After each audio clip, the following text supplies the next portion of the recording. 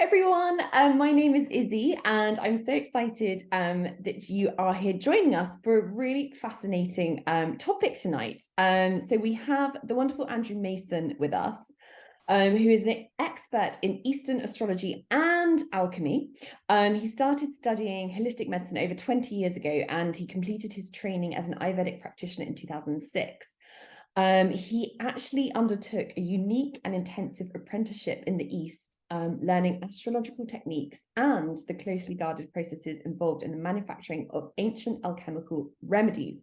So we really lucky to have someone with this wisdom. There aren't many people out there, if any, that has this set of Andrew's unique talents. And so he will be talking to us today about Vedic astrology, but also from a sort of medicinal perspective as well. So just a bit of housekeeping. I've got everyone muted, if that's okay, because lots of people coming in. And I know Andrew's got so much to talk about. So if you want to put questions in the chat box, and we'll get to them after, so Andrew can just do his main presentation, and then we're happy to have open up for a Q&A. So I think that covers it from my side. So I will hand over to Andrew. Thank you, Izzy. Thank you for AMH letting me do this as well. So shall I go ahead and share screen? Yeah. So if I share that, and if I tab, is that changing? You can see that changing? Yes, yeah. Yeah, cool, okay. Well, good evening, everyone. Thank you for coming along. Well, I'm sure some of you already know, it's like a massive subject. So I've tried to compress this down to make it as super short as possible. I guess I'll start by just saying there are similarities between this, obviously, and the Western system. So if you're familiar with the Western astrology, some of this is going to sound familiar. There are differences, obviously. So those are the things we'll kind of focus on tonight. And also I'll be talking more about the medical aspect of it, which is something that actually interested me a lot. I got interested in that because I noticed when I was working at some of these factories in India and Sri Lanka, and they were preparing things. First of all, they did a lot of kind of astrological work beforehand. There'd be certain symbols painted up, or they'd have sort of special regalia, or there'd be certain types of incense, or even the days to a certain extent would be picked based on sort of astrological auspiciousness and things like that. So I just got interested in it. And as I learned more about it, I realized that it was a really useful thing to know. For many reasons, it can be used for so many things. So I've started off by just breaking it down. These are the kind of four main uses or styles, if you like, of actually using Jyotish. So we say Vedic astrology or Jyotish, whatever term suits you. Obviously, Jyotish is the proper name for it. So you've got there are more than four branches, but let's just say primarily four branches where you can apply it. So first of all, we've got Jataka, which means to construct a birth chart. So that's what most of us would understand as astrology.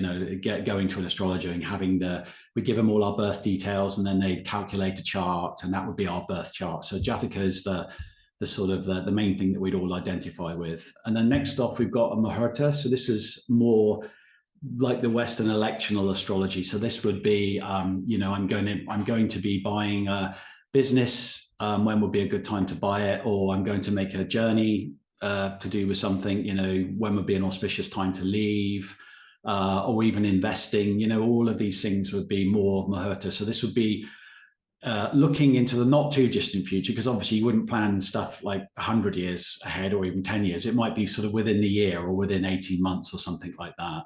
But it's looking at auspicious times when everything would be right in the heavens, it would give a favorable outcome. So it's kind of improving your chances of an auspicious outcome.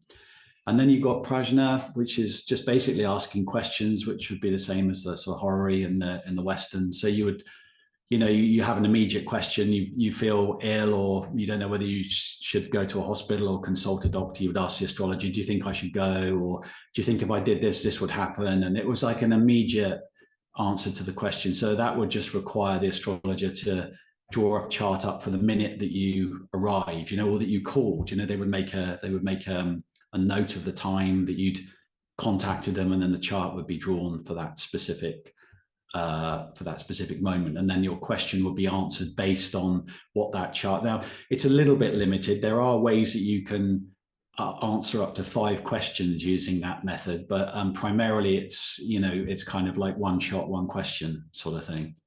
And then finally, you've got Namitta, which is like it's kind of omenology. So this would be part of the astrological experience, but it can be done solely. So this would be for those more intuitive practitioners that really didn't have to perhaps draw up a chart. They could do it purely by looking at the physical qualities of the body. The direction that you approach from could tell them something. Even when they were talking to you, they would be aware of their breathing, and they would be sort of one nostril being favored over the other for like yes and no. Or typically I put a little ghee lamp there. That was a typical tool that they would use. They would have you light the ghee lamp and then ask the question. So if you said, I'm thinking about getting married, is it should I go ahead? Is it good? And then you lit the lamp, and then it sizzled a bit and then went out, and that would be a no-no. So it didn't portend good. But if the flame flared and was really bright, then yes, it's going to be a lasting thing. So something as simple as that. And this could extend to all kinds of different things. It could be things like, the baying of a hound in the distance, the cry of a peacock, even sunspots observed at certain times of the day. These will all be like omens, flocking of birds. I mean, we have a tradition of this in the West as well. The Romans would typically sacrifice an animal, and then they would study its liver to get an answer from the gods. It's the same kind of thing. So it kind of falls under the umbrella of astrology, but obviously it's not so much requiring to have any detailed knowledge about, they would obviously be able to construct charts, but this would just be a quick way to answer questions or to sort of gain some insight into, your query. So we're going to have a look at a few things connected with some of these. I want to just give you the 3 basic tools that you need to kind of understand or work with this system. Now, it can get hugely complicated, and I don't want to belabor this bit. It's just interesting just to show, because I'm assuming some people are coming to this for the first time. So it's just good to show what are we actually talking about when we say astrology? What do we actually mean? So obviously the clue's in the name, Asta. So it's to do with the stars. So it's astrology. It's like the study of the stars. So if you can imagine, this is an Earth-centric model. So it's very much about what we see from our perspective, stood or wherever we happen to be on the Earth and looking out to the heavens. So typically you'll see a diagram like this to sort of show you what we're looking at. So we've got the Earth in the middle, then we've got our north and south axis. There's our equatorial plane. So that's literally the equator projected out into space. And then you've got this zodiacal belt. This is actually the zodiac that turns around us. And this ball here represents the surface of the Earth expanded into infinity. So if you imagine if we're inside this circle on the Earth looking outside, we're looking at the inside of an enormous ball around us. And that's actually what we call the celestial sphere. So that's got all the star, everything we need to see is on the inside of that sphere. I mean, there is no sphere. It just looks like a sphere. It's a good way to think about it because it's relative to the Earth's surface and projected into infinity. So what can we say about that? Well, that's that ball, that celestial sphere flattened out. Imagine I punctured the ball and split it in half and rolled it out flat. That would now be everything that would be in the visible sky now laid out as a flat map. And it's interesting because it's very easy to see now exactly what we're looking at. So I won't go into all the details of this. It's a little bit complicated, but basically we've got 0 degree here and you've got 90 degrees up, 90 degrees down. So that's as far as you can see up and as far as you can see down. And what you've got here is this purple line that runs across the middle. That's actually, we call that the ecliptic. So that's the path that the sun appears to take during a 1-year period. It's the pathway through the sky over a 1-year period. And the 2 orange lines above and below are actually, that's the zodiacal belt. That's what we call the zodiac. So everything that we're interested in really falls inside that line. So you can see, even though we've got a whole sky, we're really interested in this one bit in the middle, this kind of slither. And that's interesting to us because most of the planets, I say most of the planets, all the planets that we're interested in, but the like the trans-Saturnians, let's say like Pluto and these kind of outer worlds, they've got very erratic orbits, so they'll move beyond that orange line. But everything we're kind of looking at is going to happen inside that band. So you can see it's a very small piece of sky that we're actually interested in looking at in detail. So basically in here, this is the great thing about Jyotish is you kind of get you're getting two zodiacs for the price of one. You're sort of getting a lunar zodiac and you're getting a solar zodiac. So this is the lunar zodiac, and it's quite old, or very, very old. It's very, very ancient. We're not even sure how long it's been used, but it goes back a long, long way. And the reason this was developed first, or believed to have been developed first, is because it's quite easy to plot the moon at night. The sky is dark, the moon is big, it's bright, it moves fast. So it enables us to plot its path. And so they began to notice that certain bright stars were near the moon. So these began to be used as markers. And then these markers eventually became, we call them the asterisms or nakshatras. They're like little tiny constellations. And it's a way that you can visually go out into the sky on most nights that when the moon comes up, and you can pretty much see which of these 27 divisions the moon is falling into. So this became the sort of the very early zodiac. And of course, every nakshatra had a sort of deity, and it had a specific kind of energy. So depending where the moon was, the moon's moving on this dotted line here. Depending on where the moon was traversing one of these bars, that would indicate which nakshatra is in. So for instance, in this graphic, it would be falling into this Uttar Falguni. This would be one of the nakshatras. So we look at the indications for Uttar Falguni, and then that would tell you what would be auspicious to do under that particular nakshatra. And the great thing about this way of doing astrology is that, providing you know where the sun is and you know where the shadow is on the moon, you don't even really need anything sophisticated to work out which nakshatra it's in, because you can almost work out just by the moon shadow and where the sun is relative to the moon, because obviously the sun is producing the light on the moon. Obviously, if it's like full moon, the sun's exactly opposite. So you can actually, I tested it, a couple of nights back. I just went out just quickly to just see if you could do it very quickly. And I guessed the right nakshatra just by working out where the shadow was. I mean, if you want to get really fancy, you can even hold your thumb up, because a thumb held up against the sky, we say a rule of thumb. Well, a thumb is roughly a degree. So it's like 360 thumbs around the horizon would give you, so you could even work it down to the degree if you were really that way inclined, okay? Anyway, the point for showing this is just to show that these little tiny constellations were the kind of the baby constellations and where it all started. And you've noticed actually some of them not even falling within the zodiac. And the reason for this is the stars are what they are. Some are brighter, some are darker, and we can't help where the bright ones are. And of course, they're going to pick the bright ones because it's easy to see them. So that's why a lot of these actually fell outside of the zodiac. They're still used. I mean, even this one right up here, even though it's sort of 65 degrees up, it's quite high in the sky, but it's still being used as a reference point. So moving on a little bit, we sort of incline towards the solar zodiac, which is what we're all familiar. So this is exactly the same thing overlaid. You can see if you look at the stars, they're all the same, but now the small asterisms became part of the larger constellations. And these are the ones, this is the solar zodiac, all the things we recognize, Aries, Taurus, Gemini, Cancer, Leo, Virgo.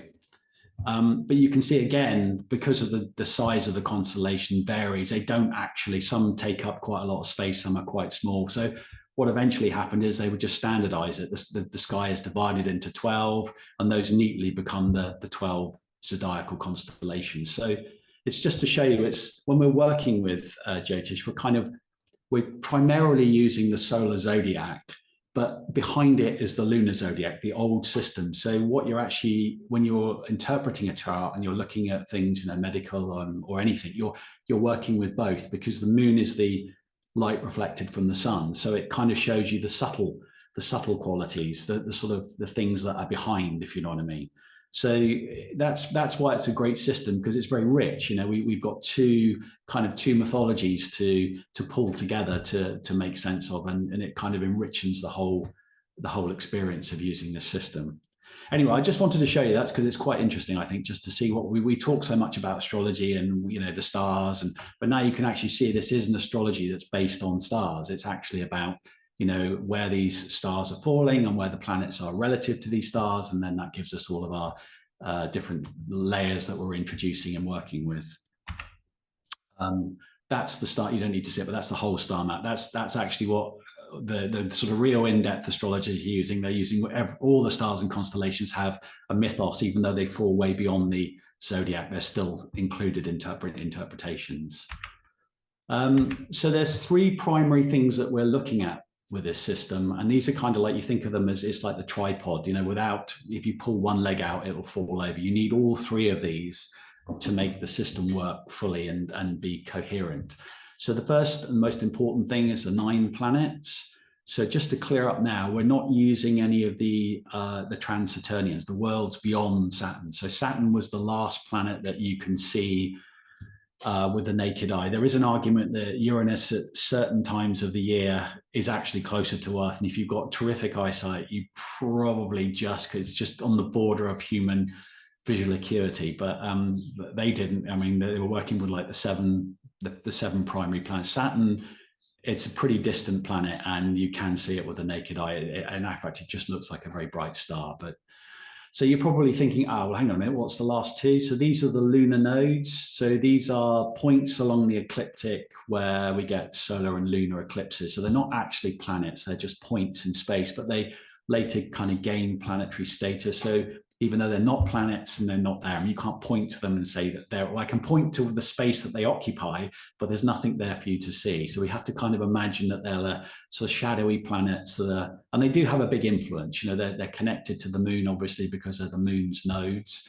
So they do play a big part in the interpretation as well. So those are the 9 kind of key players. And the way it makes it easy to work with those is to think of them in terms of like a planetary court, you know, like a royal court. So obviously the sun is the king, the moon is the queen, Mercury's like the regent, you know, prince, going to be king. So he's kind of got like minor kingly status. And you've got Jupiter, who's kind of the advisor, the guru, the instructor. Venus is another type of instructor, a little bit more wayward than Jupiter. Mars, obviously, planet of war. He's the kind of the militia, you know, the sort of head of the armies. Saturn are the servants in the palace.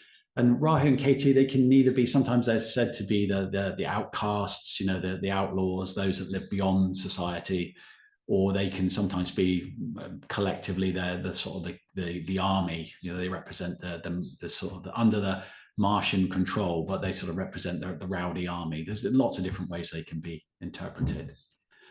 So next off, we've got the signs. So obviously 12 signs, 9 planets. So the sun and the moon only get 1 sign each. All the other planets have 2 signs. And these are like, you might think of them as their houses or their homes in the zodiac. So as the planets are passing around, they're all pursuing their orbits, turning relative to Earth and moving. They're passing through these signs at various speeds. So they're either in the sign that they feel very comfortable in because they own it, it's theirs, or they might be in a sign that belongs to one of the other planets, and it might be one of those other planets they're friendly with, or they might not be friendly with them. So it would be a bit like you know, being a landlord, constantly moving home all the time. And sometimes you're living in your friend's accommodation, sometimes you're in the house of your enemy. So you get all these various sensations going on. You know, it's either very pleasurable and easy, or it's quite rough and annoying. And then, of course, you've got conjunctions. You know, planets catch up with each other. Sometimes they're together, sometimes they're spread out. Incidentally, one of the things that we'll first look for in a chart in terms of just kind of grading a chart to quickly eyeball it just to see what's going on is, are the planets kind of spread out? Are they all bunched up in one place? So the idea here is it's better to have them spread out, to have a little bit of distance. Now, obviously, the inner planets, Venus and Mercury, they're never going to be too far from the sun. But what we like to see in a chart is everything spread out. If it's all kind of in one place, that's really how the life is. It's kind of like a resounding theme that just keeps playing like a broken record. It's almost like they're sort of stuck in one part of their life all the time.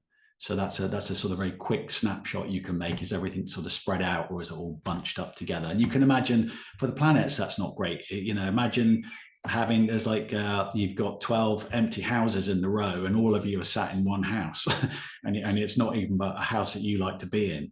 So you can see that they get all very uncomfortable if they're all sort of bunched in together. So they like to be spread out and do their thing. Okay.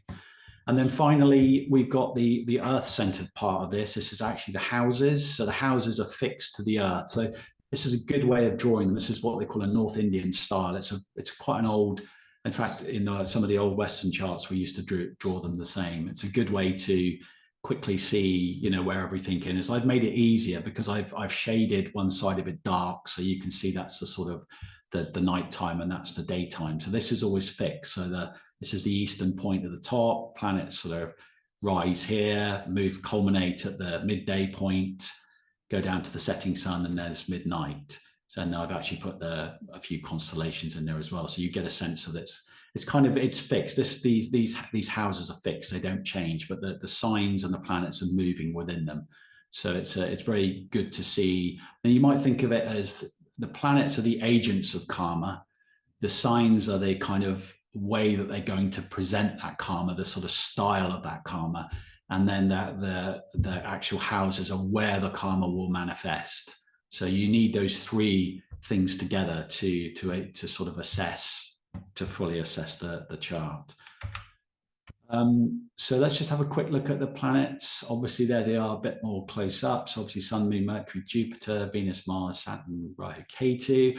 I've kind of set them out in terms of the kind of planetary status. So you've got the king, the queen, the prince, court guru, because he's always close to, close advisor of the sun. So, and then Venus is the sort of the wayward guru. He doesn't always give good advice, but it's still good. Well, he always gives good advice, but there's always some ulterior motive behind it. He's got his own agenda. Whereas Jupiter is going to be giving you a more like honest and straightforward kind of answer. Then Mars sort of serves the king, but he's like a little bit more distant from the court. And then Saturn's the servants who are moving around the palace in the background, just making the whole machinery work. They're all angry at being sort of the lowly workers. They aspire to being more, so they do their job a bit begrudgingly. And of course, then you've got Rahu and Ketu in the background.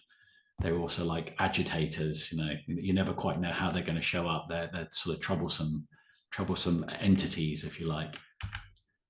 So we divide them up into two categories, really. There are sort of a little bit of a subcategory, but basically planets are either a benefic or they're a malefic. So if they're benefic, they're good for health, they're good for the body, they protect the body. They are people friendly. So, they're going to get on, there's going to be consensus, they're going to be attraction to other people are going to warm to them. It's kind of very friendly. If they're malefic, it's the opposite. They're terribly people unfriendly. But what they allow you to do is they create a lot of focus because they basically have more desires or they have more willpower. They can focus their energy. They won't be distracted by anything else. They have a very distinct purpose, and that's why they can get on with things. So you can find the downside of a malefic is that it'll hurt the body or damage the body. So we're always looking for where these are falling in the chart. What part of the body or what area of life is going to be damaged by them. But they can also make you quite successful. So this would literally be the person that wrecks themselves for their career.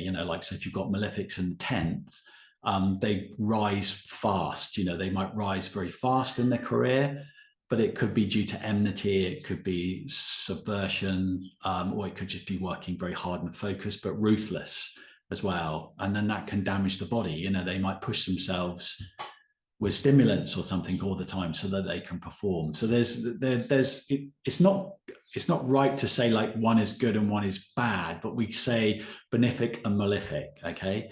Now you've noticed there's a slight variation on there. I put mild malefic. So the sun, even though it is a malefic planet, because it's hot and it dries up, it sort of dries up juice, it sort of takes all your sort of your youth out for you, so it dries you out and heats you up. But it has special qualities. It's a light-giving planet. It gives lots of, obviously, without the sun, there wouldn't be any, nothing would grow. So we just call it a mild malefic. So overall, it produces malefic effects, but it's a mild malefic.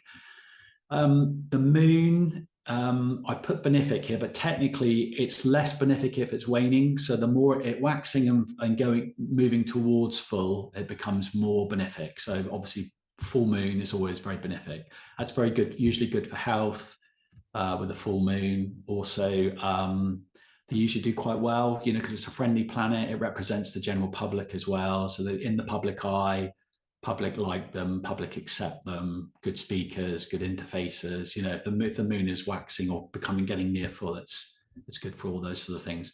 Mercury is a benefic, but it's a weak benefic in as much as it's mercurial. So whatever planet it's near, it will automatically take on the qualities of that other planet. So a bit like the metal, Parida, the mercury, the metal. If you mix it with gold, it'll absorb the gold. If you mix it with silver, it'll absorb silver. But if you put it with iron, there's no action. They reject each other. And that's why Mercury and Mars are actually enemies. They're like enemy planets. So enemies in metal and enemy in planets. You're going to find a lot of that corresponds to all when we start looking at things like gemstones and metals, they all kind of correspond to their attributes. Okay. And Saturn is the great malefic. He tends to cause more problems than anything else, but he's a relentless planet, and his pain will be stretched across decades. So that's why he's the kind of most feared, because it's a relentless grinding down. However, he's also the planet that's most likely to grant you what you want. So if you really want something, ultimately he'll reward you. You just have to work for it. So if you're determined to get well, he may have caused the illness in the first place, but ultimately he will allow you through sheer stamina to overcome the illness. So it's a kind of a mixed bag on that one.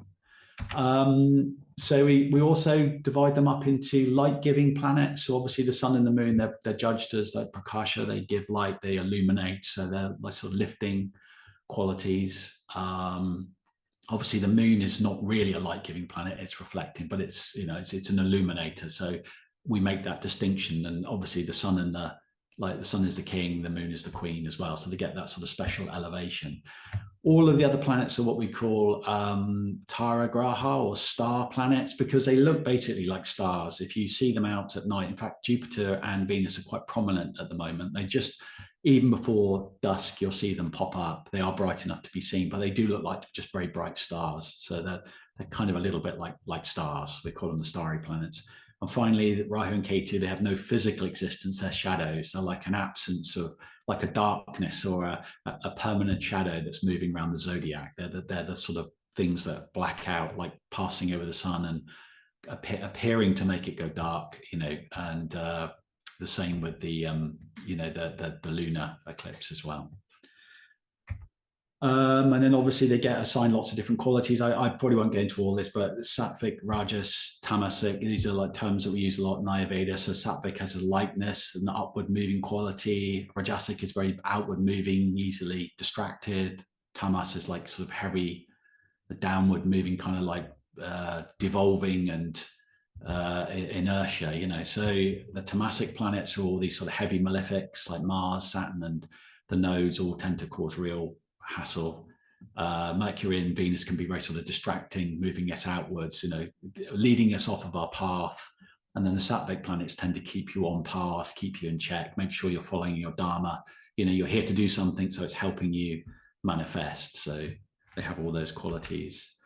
And, they represent, the 9 planets have to represent everything in a way. So they can be many, many things. They'll have all different qualities, different types of trees or different types of herbs will be associated with one of the planets. They can represent moments in time, like for instance, this moon is like a Muhurta, 48 minutes, sun represents 6 months. So we use that in that Muhurta system if we were timing, or we were looking to say how long would it take me to get over this condition or something. And they say the sun was featuring prominently in that chart, then it could be like, oh, you're looking at least 6 months because the sun represents like half a year. So they can be correspondence for many, many, many different things.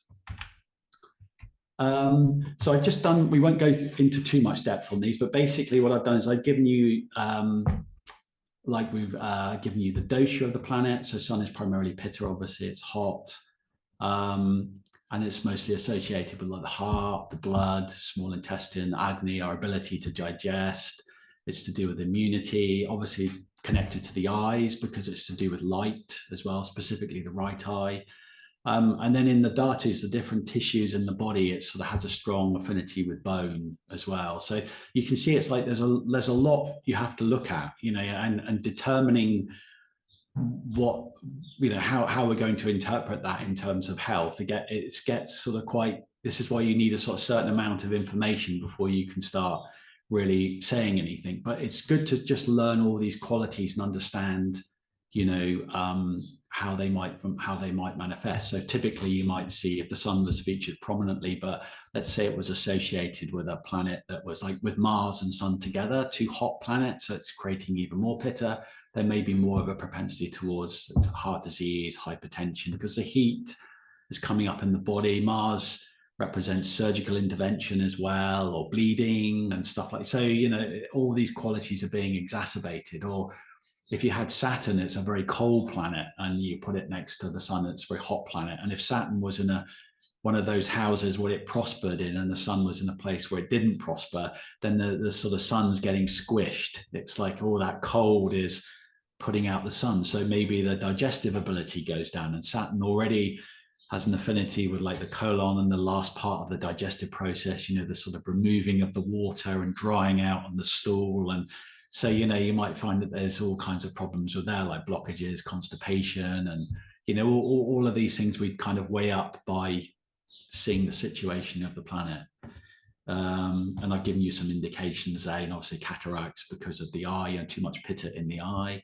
Osteoporosis, that relates to stuff to do with bones and teeth as well. So typically people that have got sun in the area of the chart that rules, let's say, the face, so that would be something you could predict. Maybe the person might have trouble, might have dental problems, unless sun was very well positioned. But remember, it's a malefic, so by nature it tends to hurt the body. It's hard for it to not, you know, I mean, it might have a preference for lots of hot things because it's the house of the face, so it's where the mouth is, it's what we're consuming. So maybe they like lots of spicy food, or maybe they like to smoke, or they're probably smoking's more a Martian thing. But you know, you can see those qualities by the second house. You know, what sort of tastes is it going to like, and that might cause more sort of dental problems and things like that.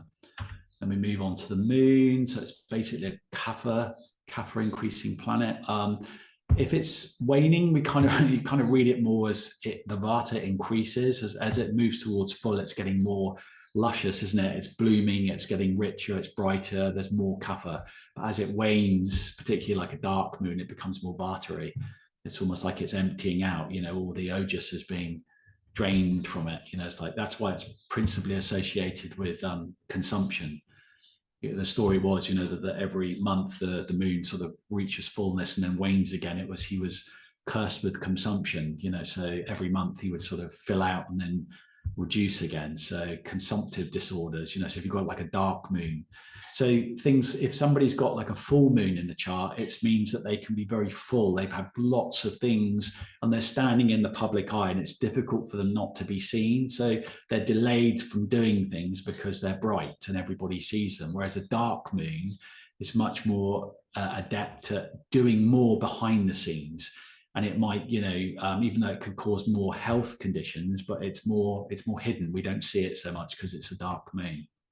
The idea is, you know, it's moving nearer to the sun. So it's a bit like the idea of it's a bit like the chess pieces, isn't it? The king would be the sun, and the queen would be the moon. The queen piece can move anywhere on the board and really fast, but the king can only sort of move one step at a time. And that's how the moon is. If the moon's away from the sun, it kind of gains its own lease of life and becomes stronger. It's outside of the kingly control and it can do more. So that's how that kind of works.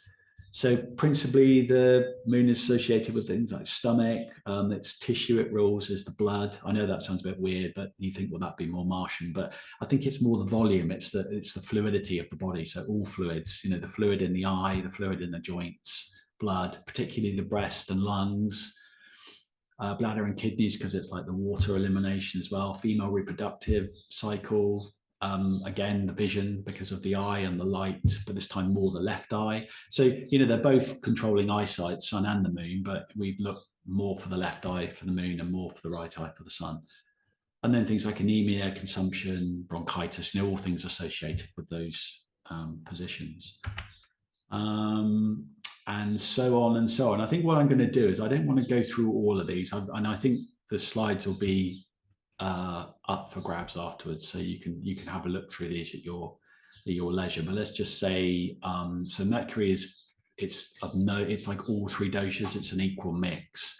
So we tend to read it as like guilty until proven innocent. So you see Mercury's typically always near the sun. It's never more than 30 odd degrees from the sun anyway, but it can move into a different sign. So we look to see it's a planet that takes on the qualities of things near it. So if it's a decent distance from the sun, it's going to be more like equal dosha. But as it moves towards the sun, then its pitta quality would increase because it's moving nearer to the sun. But then it could be next to Saturn as well. Saturn could be near Mercury, so it would start taking on more kind of vata qualities because that's the quality of Saturn. So Mercury, you have to judge very carefully. It's a susceptible to any planets near it, and it's principally things like the nervous system. It's like the rasa dhatu in the body. It's the sort of lubricating fluids. It's very quick moving, dexterous, chatty, but it's more sort of centered like lung area, nervous system, that kind of thing. Mars, obviously, blood, circulatory, wounds, small intestine, gallbladder, some of those sort of hot kind of pitta organs as well. It's more manifesting as kind of boils, infections, wounds, bruising, inflammation, that kind of stuff, fevers. So it's and it's a malefic planet. So it tends to cause, wherever it goes, it tends to cause aggravation. So it can do various things. And so Mars in the house of career can be very good because you can be quite pushy and you might become quite, get what you want by force. And it's like not a planet to mess with, but it also could make you burn out early. It could too much heat, too much conflict, prematurely age you and stuff like that. Then Jupiter is more a kapha planet. Again, a great benefic. It's just called the great benefic because it's thought to be the planet that always saves you. It's like it brings great relief to the chart. So wherever you see that, it's like you're getting a bit of respite. It's allowing recovery, and it's a little bit of luxury, and it's kind of offsetting. It's such a big planet as well. Even its name is Guru. It means like it's sort of big. So because it's a big planet, it sort of counteracts a lot of the malefics. We've got more malefics that we're looking at than benefics. So Jupiter is the sort of the balancing force. So if Jupiter's well placed, even in a bad chart, it can be quite a savior. And health-wise, it can, it can keep us on the straight and narrow. There's a tendency towards a little bit overeating with this planet, over-consuming. Like it sort of leans towards overconsumption of things. But generally, it sort of represents the fat tissue in the body. So it's like life's cushioning, isn't it? Softness, it takes the edge off everything. So it's one of those kind of life-saving planets, or the great benefic.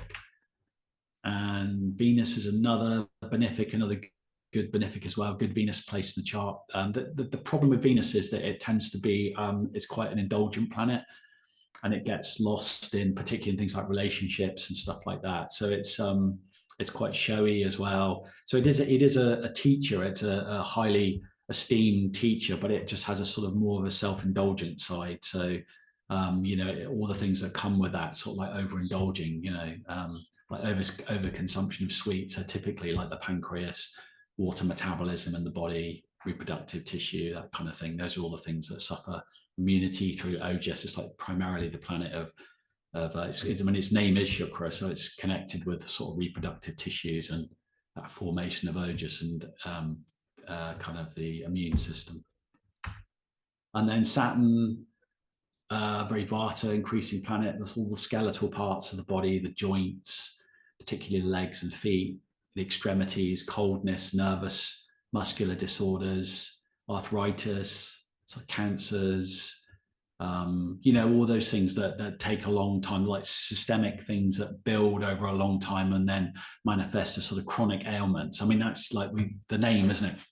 Chronic is from Kronos. It's the old Greek name for Saturn. So it's like the planet of time. He's kind of relentless, but it's also can be a really amazing planet. You know, if you get it in the right place, it can really keep you on track and focus you, and you can do more than you think is possible. You know, it can really keep you going when you might want to dip under. You know, it's like a bit relentless. So, you know, like I said, I don't view any of them as like bad or good. I just see them as they are what they are. They're agents of karma, and they perform different tasks. But there are some that can be in the wrong place, and the right kind of combination can be quite heavy, can be quite difficult.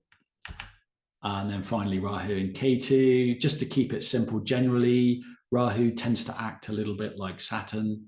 It's often considered an offspring or a child of Saturn in some of the mythologies. So it tends to have a sort of Saturnine quality. It's not as slow as Saturn, but we tend to view it as more the same thing. But it's more like it would be more like kind of like virally things, things that can't be seen. You know, hard to diagnose illnesses, Vata sort of illnesses, nervous system, vertigo, you know, all those kind of weird things in the body. It's hard to detect because it's a shadow. It kind of moves in the background and causing mischief. So, and then K2 we read like Mars. It's a bit more like Mars. So they're both Vata planets, but it kind of looks like Mars. It produces inflammation and heat and things like that, but it's actually driven by Vata. It's kind of Vata pushing Pitta rather than it's actually a Pitta planet.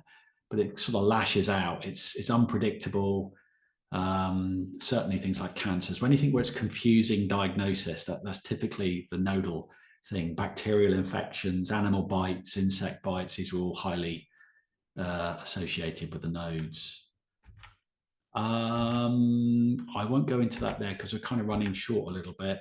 So this was just to say a little bit where, as far as a sign goes, this is a graphic I took from there's quite an art, I think it's like a 17th or 18th century graphic. And the idea is it was just to show you had this Kala Purusha, this cosmic man. And the idea was, in some legends, Lord Shiva was teaching his wife astrology, and she said, I don't understand. How does it relate to I don't understand how it relates to health astrology. And he said, well, the easiest way to show you is to just show you. So he became as big as the sky, and he filled the whole sky. You know, his feet bent around and touched his head. And wherever the constellations fell, he said, those are the body parts that they typically affect. So for like, this is, I know you don't probably know the glyphs, or you know, maybe not familiar with this style of the glyphs, but this is like Aries. So Aries was like the head, or the sort of the top of the head. Taurus is like the face and the throat. Gemini is like the shoulders and the sort of this bit here. Cancer is like the breast and the stomach. Leo is the heart. Virgo's like the sort of lower abdomen, and so on and so forth, and Scorpio the genitals, and finally Pisces the feet. So that's how that works. That's how the idea of there's a sort of cosmic man was overlaying the zodiac, and that's why we attribute those various parts of the zodiac to the different body parts. So again, there's clue number 2. When we look in the chart, we're looking to see where the signs are and the planets that rule those signs. You know, and you've got like 2 things then. You've got actually, now you've got a body part and you've got a quality that's associated with that sign. So every sign would have a symbol, like Aries would be a ram. It would be also associated with blood. It would be like a fast, you know, quick moving as well. It would have a sort of a backward moving energy as well, kind of blundering into things like a ram butting its head against a brick wall. So there's all these wonderful qualities, and then you start to overlay those, and it starts to build up a picture of, you know, what's going on and what the inclinations are kind of health-wise. So each one of these, it gives you like an overview of the sign. So Aries is blood, bile, liver. Typically, these are things you'd associate with the Aries signs, particularly the head. It's a Pitta sign. It's very strong in a way. It becomes more exacerbated in the summer. So the summer months and the Aries sign would become stronger because it's the sort of the fiery part of the year. And typically, it would be, you know, associated with things like blood toxicity, febrile conditions, inflammation. migraines because it's the head, muscular strain, tendonitis, neuralgia, all kind of like painful, sort of typically sort of Martian quality ailments. And so that sign carries that energy. And so whatever planets were traversing that would have their own qualities, but plus the fact that they were in that sign as well. And this is where you have to sort of start mixing and matching where all the qualities interlay and overlay and how they interplay with one another. That's the sort of the art of the astrologer. He has to look at it with these many different qualities and think, right, which one is going to be the most prominent? And quite often we just tend to go with the things that seem the most obvious, but there is a certain amount of questioning, or also you get to recognize charts more. You see qualities repeated again and again, and you think, oh, okay, so sun in the first, and it's not well aspected, there could be heart difficulties because immediately like the sun has come up, or it could be something to do with the eyesight as well if it's in the second, like Saturn, the sun in the second, those kind of qualities. So that's how we're sort of tying it all together. So I've got the 12 signs of the zodiac there. You can have a tab through those and have a look at those. I've just written out the sort of general indications for those. So I'm rushing it a little bit because we're kind of running out of time. I did way too many slides. And that's just the elements and the signs. And it was just to say, the same as there is a solar zodiac, the lunar zodiac is exactly the same. Those 27 divisions of the heavens, that very old system, those nakshatras, each one of those rules a body part as well. So that could underline the sort of subtle quality that was going on. So you've got all that to look at, you could bring into the mix. I don't use it so much as the solar interpretation, but it's useful to know those as well. And those are all the stars that relate to those particular parts of the body. So like Mrigashira is to do with the eyes, Shatabhish was like the teeth or the jaw area, Dhanishta is like more like the chest, Kritika is the waist. So, all of these qualities can go over the top. It's like another load of information to sort of make your detail a little bit more refined. And then finally, we'll just look at this. So this is the sort of the map that we're placing all that information onto. So this is the 12. This is the 12 houses. So this is all fixed. This point here is always the east. That's always the south, the west, and the north. And obviously, our signs and our planets will be moving inside this kind of mandala. And depending where things fall in this, that gives us a clue.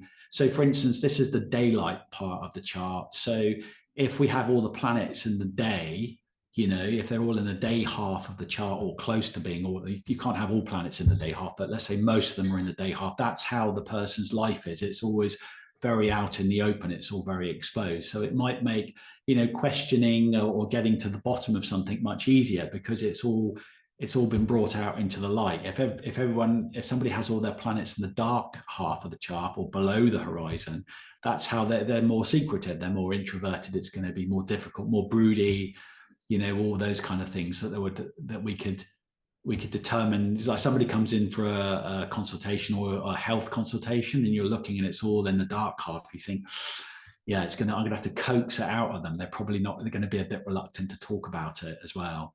And this number 4 here, this is the fourth house. This represents the sort of most hidden place because the point of that is like the lowest point on the chart. So the fourth is like their inner sanctum, like their very secret place. So planets in here get highly sensitized. So if you have benefics in here, it means basically they're very kind of introverted, but there's a sort of softness to their quality. But if you put like one of the malefics in there, like say Mars or Saturn, it's quite difficult because that's really like their inner sanctum. And when they go to that place of that sort of retreat place where they go to recuperate, they're sort of sat in there with this nightmare planet, this kind of really malefic force. It's like, so it creates a lot of unrest, it creates a lot of unrest. And this is also so typically associated with the mind as well, our inner peace. So like malefics in here can really disturb, but they can also make you highly focused or fixed on things. You become fixated on something and desperate to fulfill that desire. So there's all mixed qualities to these. The reason I've highlighted those 4 there is because primarily these are what we call like the health houses. So if somebody comes and you draw the chart up and you've got a lot of planets in one of these 4 houses, that's like a big thing that's like being, that's a health thing. So the question is, are they a person that's had a lot of health issues, or is there somebody that's got a lot of interest in health, or is it both, somebody who's got health issues and trying to heal themselves has got a lot of health, a lot of interest in health things as well. So these are like real great. This is a great one for if you're doing like a more health analysis. So this number 2 here, this is all about what they're ingesting, the type of dietary requirements, what might suit them, what might not suit them, impressions, what they're sort of taking in all the time. It's like the mouth, isn't it? It's like what they're digesting. This 6th house down here is actually specifically called the house. It's the planet we inspect most to give us an idea about the person's overall health. But it's also it's like the sort of house of digestion. It's where the food has gone in, and now this is where we're assimilating. So it's like where Agni is burning away and like converting all that food into like matter and energy. And so, if anything in here that's disturbing it, it means that food doesn't get assimilated properly. Then we get waste in the system, and then you get like ama, it becomes toxin, and then you develop health problems. And then this 8th house we sort of primarily look at as a elimination. It's a house of removing. So we remove all the waste from the body. So if we've got like Saturn in the 8th, it might make it difficult to evacuate, because it's a very slow planet, slow, cold, dry planet in the 8th. But weirdly, it can actually prolong life. So they could be one of these people that gets lots of chronic conditions, but they live till they're 103. So it's a real mixed bag. And then finally, so the 12th house is where we look to recuperation, how the body is able to heal. Are we got a fast system that will renew quickly? It doesn't take much for us to get back on our feet, or do we need a lot of convalescence? Is it a long road to recovery? And it's also our kind of our sort of peace, how we're sort of like settled, or are we able to find? It's like the 12th is the last number, and it's like typically they say it's like the last part of the story. So it tends to deal with the last part of life as well. So we look to this for like diseases of old age or something like that, or it's a house of loss. It's a house of endings and things where things finish. So that's a really there we go. I mean, that's a sort of a fairly decent quick introduction to it. I mean, it's a big thing to explain, and there's a lot of I think the thing with this is you need to know a certain amount of component parts to make it work, but it's fun to learn them and it's fun to layer them. And as you get more into them and you're looking at your own chart, you're sort of building a concept of everything and understanding more about who you are. So if you're interested in looking more at this, I've put some free stuff on here. So these 2 top ones are free software where you can actually put in your birth data and calculate a chart. So you could make a few basic surmises just using the information I gave you, but obviously you probably want to learn more to do that. But those are 2 free systems. And I think the top one, Hayden's Jyotish, actually gives you a free interpretation. You get a very sort of basic interpretation. I mean, it's not going to tell you why you're going to win the lottery or anything, but I mean, it'll give you some insights that might be useful. So that's actually quite good, and it's free. So I'd recommend that one. Obviously there's professional software, but it's expensive. This is for more when you're not more than a fledgling. You're actually using it, and you're spending, I mean, you'd have to spend over £200 to get some of this software. But if you're using it a lot and you want more detail, it's very, very good. These 2, I don't actually know Jyotish dashboard, but for people that have got Macs, I've known people that installed it and it's quite good. It's about £10. It's actually pretty good. It seems quite intuitive. This one's very good. I use this when I've got an Android phone, so I use Jyotish Tools Pro, and that's very good for phone. It's quick, it's all kind of easy interface. It's only like a tenner as well. So this is just for those that are looking to sort of dabble in it a little bit more. And I say anybody else, if you're interested in studying this a little bit more, I do a course. Izzy's got some details that she'll give you at the end, I'm sure. But basically, we're doing like a sort of a deal at the moment if you're interested. It's a 12-week course. It's like an introductory course, and you get all the basic groundings. It's quite detailed, but the pace is fast but fun. And lots of colorful graphics, lots of things out, and you get lots of notes, and just gives you a good, this is something you could practice for 20 years and still not be a master at it. So what I do is I give you the tools, the introductory tools, so you can work with it. And then it's up to you then to put the time in and practice and get better at it. But I say just understanding those fundamentals is what's key. Once you've got those, then that's your building block. Once you've got those three, you kind of understand the planets, you're understanding the signs, and you understand the houses. And the combination of the three will give you the tools to start making, some level of interpretation. And it just builds from there. The more you do it, the better you'll get. Anyway, I think I'll wrap it up there because it's almost an hour. Can't believe that's an hour gone. If I stop sharing. Okay. So I think we've had some questions through. Okay. But I just wanted to say, so I've put the link in the chat if anyone wants to learn more with Andrew, because I can't believe you've covered so much in an hour. I think it really summarizes how much. Yeah, well, that was like a skim. Yeah, it's a rich system, but the great thing about it is it's fun, and every time you learn something new about it, of course, you can apply it to your chart, and you go, "Ooh, that's me," or "Ooh, that's not me," So. And I also just wanted to share all the graphics that Andrew does. He literally does them himself. So you'll never find slides like it anywhere. So Andrew, I don't know whether you can see the chat box we've had. No. Lev has raised a hand. Did you want to? Oh, do I need to unmute? Hold on. Hi. Oh, there you are. Okay, sorry.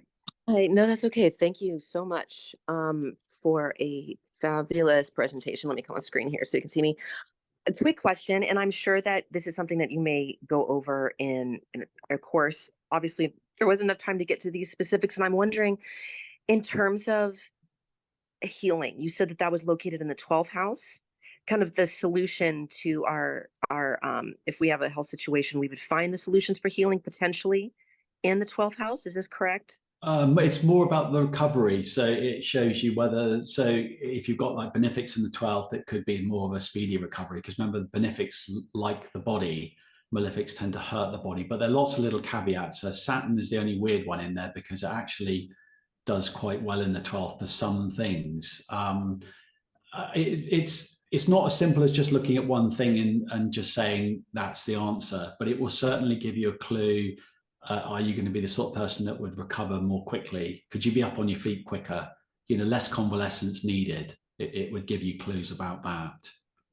Okay. Well, the reason I'm asking is kind of a two-part question and perhaps this is something that can be discussed, that you would discuss with somebody in a reading, like, if someone was to get with you for a specific health astrological reading, but the elements for recovery can be located in the chart. Is this true? And B, do you focus on, I know that in certain aspects of the Vedic astrology, they do focus on working with deities or, the different specific deities or energies that rule specific areas. And so if somebody wanted to heal,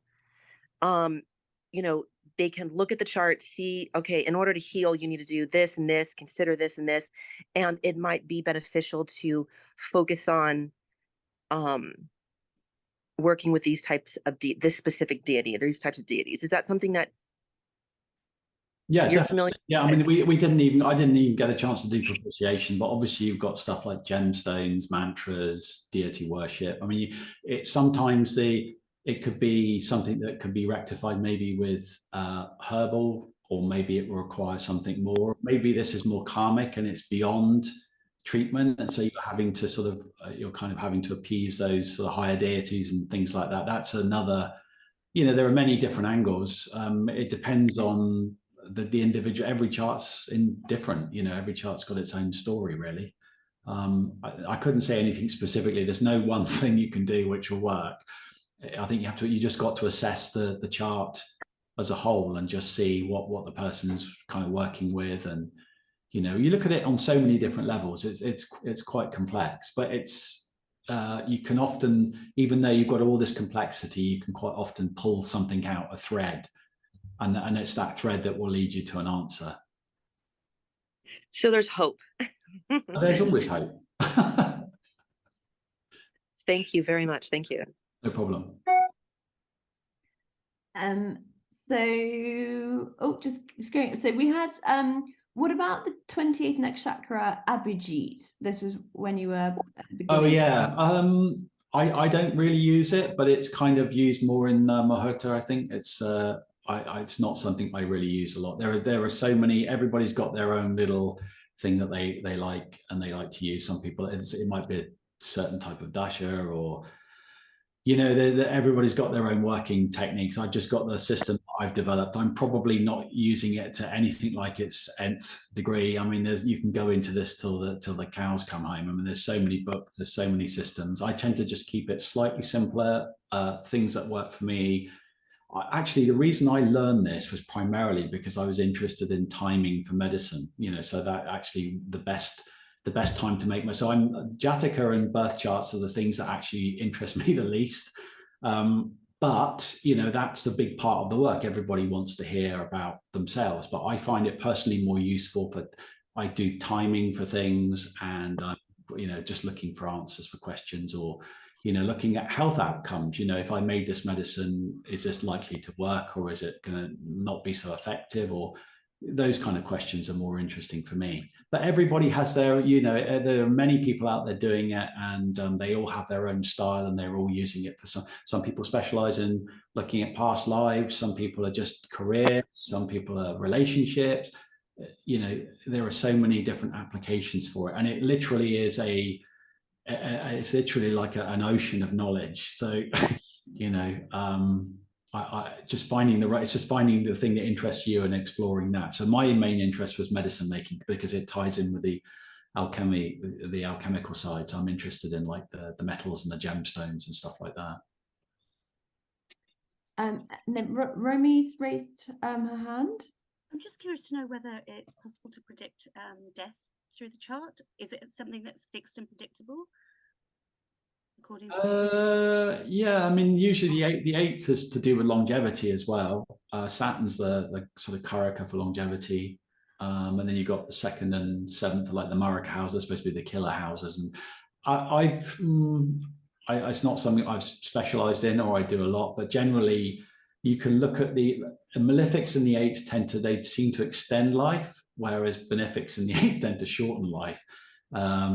But other than that, just looking at the karakas, you just have to study the whole chart. The most important thing is the planet that's kind of mainly controlling your destiny. And we determine that by the sign that's rising in the east at the time of birth. So you're going to be one of the 12 signs. It could be early, mid, or late degree, but it's going to be one of the signs. And then that sign has a lord. And depending on how well that lord is featured, determines a lot in the chart. So if your lord starts out well, that's a great start. And then I didn't really cover it so much, but the moon is also incredibly important. So if we've got a really good moon as well, that actually is going to alleviate a lot of life suffering.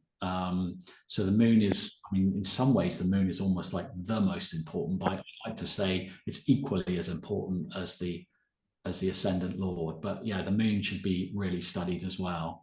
So if your moon's kind of trashed, if it's like hemmed in with loads of malefics, it doesn't mean to say a short life, but it doesn't bode well for happiness or ease of being with themselves. They might feel really like constantly stressed or aggravated or tormented almost because of these malefics are so close, but they might achieve amazing things. The malefics are great at allowing you to focus on things and get on and actually produce things. So again, I wish I could say it's like just one thing and yes, it'll work, but it's a combination of many things. But is it fixed? Sorry? Is time of death fixed according to this system, or is there variation factors? I'm not sure.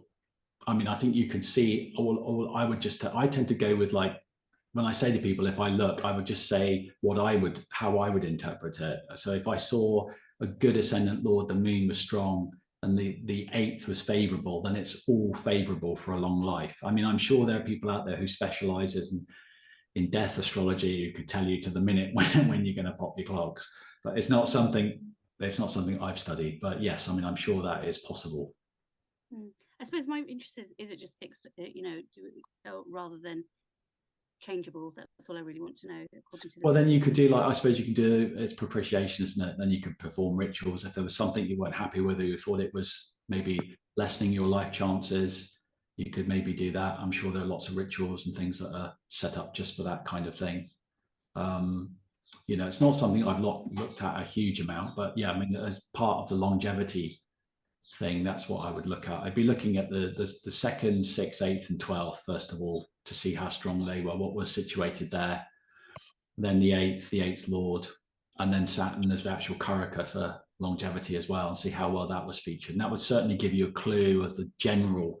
Is it more towards you could say like 50 to 60, 60 to 70, or 70 to 80, something like that, you know, based on kind of governs our. Then that might show more of an inclination towards people being interested in that side of things. So, you know, generally, if the birth time is accurate, usually the 9th house is pretty good. That's the first thing I look at, is what's the quality of the 9th house. If the 9th house is good and the 9th Lord is good, it's probably a pretty accurate birth time. If they're really terrible, if like it's a terrible 9th, it's usually there's some issue with the birth time. It's almost like dharma's being obscured. They're not being allowed to know their birth time, because that would actually put them on their path. It's almost like this person has to spend time struggling to find their dharma. Okay. Yes. Sorry, I just want to say I lost connection, so I've lost all the questions, but I'm conscious we've only got 5 minutes left. So if okay, yeah. Hi. Hi. I wanted to ask quickly, where could we go to learn more about how to tie this in with making medicine and alchemy, like what you do? Do you know, I don't know that anybody that I know, astrologically speaking, who actually does that very much. Most people are doing it for birth chart analysis. I'm doing it. I can't think of anywhere else. I'm sure somebody's doing it. There must be particularly, I mean, I even know Western herbalists that all still use like the cold pepper system and stuff like that. You know, they're still kind of combining. Are you teaching it? I do. We do. Are you in the UK or? In the UK, yes. Yeah. So I do it here. I've got there's at the AMH Association of Master Herbalists are having their AGM in about a month's time. In fact, it's almost like a month from now. So I'm going to do the first day. So I'll actually be doing a load of alchemical preparations on the first day, I think. So I'll be doing copper and. Where could we contact you if we want to know more about learning about this? I think we'll be able to put something up in the email that follows up. I could put my you can go to my I get my email address on there, my website as well, and you can have a look. That's great. There's those videos on there all making it. Yeah, I mean that's kind of like my specialty. That's what I really enjoy, is making all this stuff. So awesome, thank you. I can't think of anyone that's doing it. Probably there's no one as crazy as me. So I'm keen on alchemy, so this kind of fits in with my do. Perfect. Well, good. Then yeah, have a look at the information and see if it inspires you. Cool. Thanks very much. So we've got one more question. I've heard that one must never wear the gemstones for Rahu and Ketu. Is this correct? Say that again. I've heard that one must never wear the gemstones for Rahu and Ketu. Is this correct? Yeah, typically gemstones are a weird one. I don't normally recommend them that much. I know that sounds a bit weird for an astrologer. If I recommend gemstones, I always think the Navaratnas are good, where you've got all 9 stones, so all planets are represented and balanced in one. It's like a pendant or a ring, but generally if it's something specific, I think the mantras are really good. Or there's sort of sacred threads you can wear, or there's little kavachas with special astrological oils. There's lots and lots of things you can do. But generally, if you wear the stone, the idea is that the planets emit a ray and it kind of connects with that stone. So if you wear that stone, you're kind of like powering it up, you're making it stronger in your life. So it's not really a good idea to empower a malefic. However, you know, they can be good if you're sort of like cutting edge science, or you're doing something really futuristic and sort of really detailed. Rahu's good for all those kind of things. He's really kind of into like the future sciences and, you know, analysis and getting into the sort of darker aspects like the occult studies. And So you could kind of wear the stone just while you were doing that, but it's not, I wouldn't generally wear a stone of a malefic because it'll kind of empower it. The only time you can get away with it, they say, is if it's ascendant lord. So if Saturn was your lord and you wore like a blue sapphire, that would be okay because he's your lord, and in theory he shouldn't harm you too much. But as a rule, I don't recommend them that much stones. If I do, but if I do, I tell people the Navaratna is better, but the actual 9 stones. So you can take them as bhashmas, as ashes as well. So the stone is reduced to an ash and it's medicinal. So then that it will be, so like garnet would be for Rahu. So Gomeda bhashma would be very good for things like disturbances of the mind, blood toxicity, poisoning, deep ama, deep tissue, all that kind of thing. So the gemstones as medicinal alchemical ashes are fine. You're kind of consuming it, but it's already been burnt up in the fires of the putta, so it's all kind of all the bad stuff's been taken out. You've purified the stone before you've done that. So amazing. Okay, so does that, apologies because I have lost people's questions, but I think we're really over time now. we're good. So well, thank you for doing that. Yeah, no, I just wanted to say we will be sending out a recording of this. If you want to learn more from Andrew, I'd highly recommend it. You'll never find anyone else like it, like him, sorry.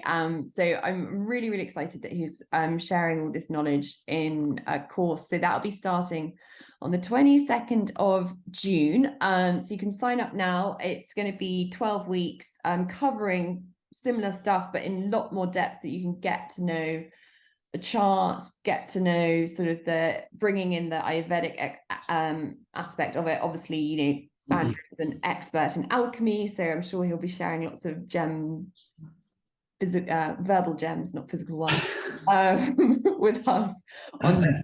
So if you have any questions, we'll get the slides out to you. We'll get Andrew's contact details, and also you'll have the contact details on that web page. But thank you all so much for joining, and thank you, Andrew, for this really fantastic presentation. It's amazing. Thank you. No worries. Thank you everyone for coming. All right then, and have a good evening, everyone. Thank you so much. Thanks, Andrew. Thanks. Bye. Bye. Bye.